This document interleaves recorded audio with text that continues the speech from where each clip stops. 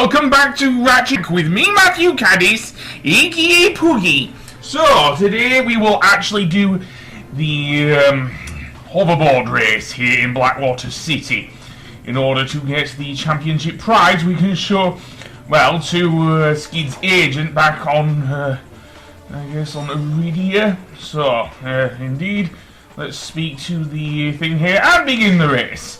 So, basically how the race works is that you are able to jump on your board and hit these various rings in order to speed yourself up against the other racers here, which look almost exactly like exact clones of Skid McMarks. The annoying thing about these races is that if you crash into an object, you obviously lose your place, yes, but you also even if you don't, so you can lose your momentum, and that can cost you, seriously. I can't tell the number of times I have quit and restarted these races due to how tough they are. Seriously, as you can see. So, yeah. Another thing Ratchet can do, likewise with another Insomniac game, of course I speak of the Spyro series, is do various tricks in midair. And that isn't one of them! Oh no, I just foolishly went into a bunch of those, dare I say TNT boxes, which is not great. Yeah, seriously. And seemingly there's a bit of slowdown when you do hit them, which honestly does annoy me. Seriously. To perform a trick you use, I believe, the R1 and L1 buttons to make Ratchet do that trick, so yeah. And yes, the hoverboard race does appear in the remake as well. I think I did land. So yeah, maneuvering around the TNT boxes isn't easy. The V-boys are easy to, however, to get around. So yeah, because they are only the small variant of the Yummy Boys. And apparently one of the opposing racers ran into the TNT boxes there. Which is very helpful for me because, well, yeah. Some pathways may well give you a bit of more of a boost. I took the upper pathway that way. However, sometimes the way Ratchet jumps in this, I guess I could call it a mini game, does mean he does slow down quite a bit. Or when he lands, if he doesn't have any boost, so he can't always go all the shortcut ways, I guess. So yeah, I think I've covered it. There are two types of race well, there are two main races you can do in Ratchet and Clank, and the other one I will get to a little later in the game, but this one, yeah. I also kind of like the funky drum and bass track that David Bergaud, I believe, the composer, I don't know if I pronounced that right, but that he did for the thing. I do love it.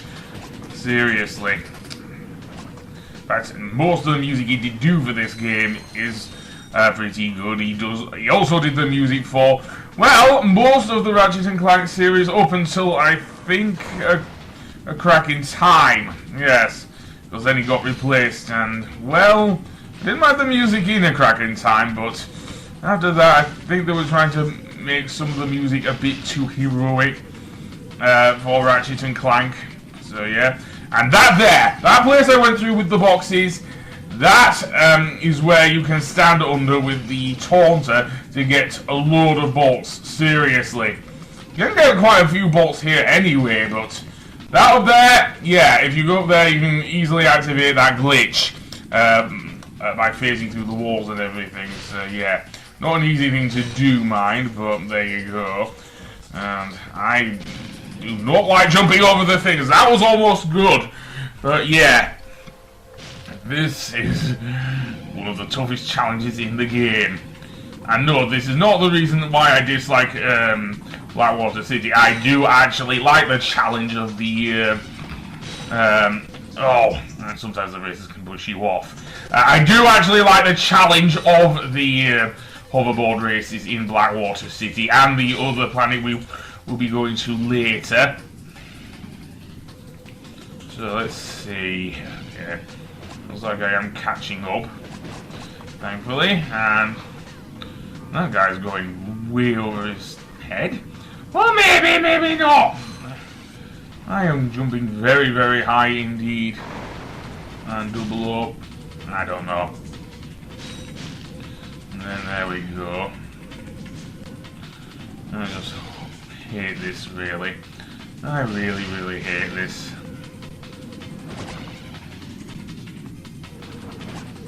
One thing you can do, and you can actually accrue a fair amount of bolts from this, if only you keep restarting and going through the boxes and everything. So yeah, I don't know, unlike with Ratchet and Clank 2, I don't know if there are multiple, well, more than 2 race courses here in the first Ratchet and Clank game. But, yeah, you'll see, oh, Ratchet and Clank 2, oh boy, we get hover bike races in that game. But, for now, I am just going through here. So, yeah. And, I don't like the way Ratchet jumps either.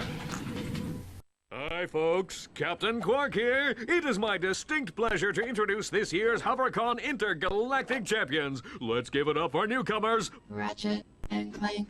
Hey look, that's us! Today's winners will take home a brand new professional-grade Model T15 Platinum Zoomerator. Manufactured by Gadgetron, this hoverboard drive delivers more lift, speed, and maneuverability than any other anti-grav device on the market. Well, folks, that's all the time we have. Tonight, remember to set your infobots to the Quark Classic channel for tonight's episode of Dogfight Over Death Canyon, starring yours truly. Thank you, and have a Quark-tastic day. So, with Zoomerator in hand, I guess we'd better go and see not Quark yet, no, Skid's agent back on Iridia, because we did kind of promise him for that, yeah, and we can get somewhat of a gadget from him for doing the hoverboard race here in Blackwater City. So, let's see, let's go back to the taxi here, and indeed head back to Iridia. As we can get a kind of a gimmicky gadget. It's, well, we'll get to that. For now, let's just indeed go back.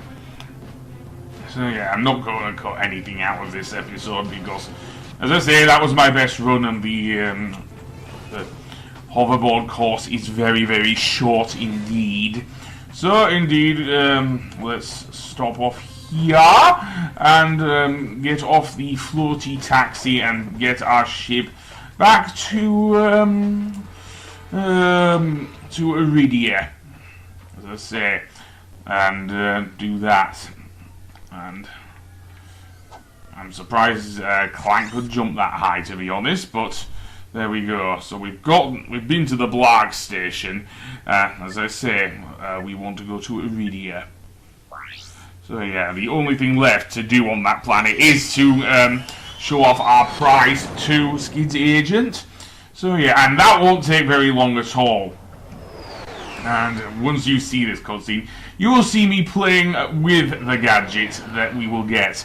That does not happen in game. We actually get a cutscene actually demonstrating the gadget, but I think I'm going to do that myself because it's rather unskippable and everything. So, indeed, let's speak to Skid's agent. So to reach him, we have to go, well, around this way, and you get out of the way, you stupid sand sharks. And oh boy, no, we don't want to go this way, do we? No, I don't think so, actually. No, we want to use the warp thingy over here, so the drill machine, I guess, to get to the other side. Yeah. And that will take us to where Skid's agent is. Yeah, can't say much else, really. But there you go. So, indeed, let's speak to him and see what he says, then. Fantastic! You got it! Great work, kid. So, Are you gonna represent me? You bet, kid. And as a signing bonus, I've got this. Cool helmet.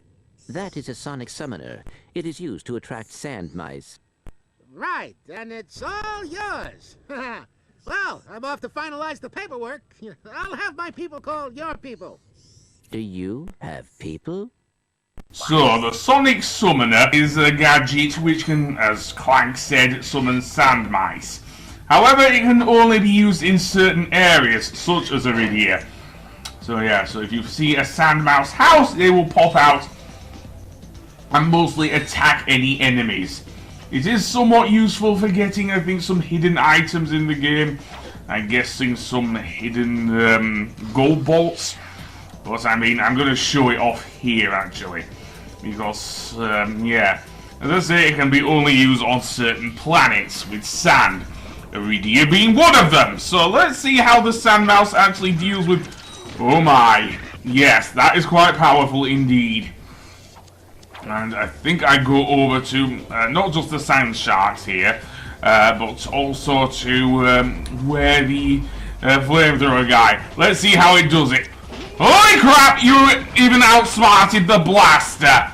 Seriously, I thought the blaster was a pretty good weapon, but these sand mites are pretty cool. Shame you can only use them in certain areas, as I say. So anyway, on the next episode we will go through the rest of Blackwater City and indeed find Quark. So until then, I will see you later. Goodbye!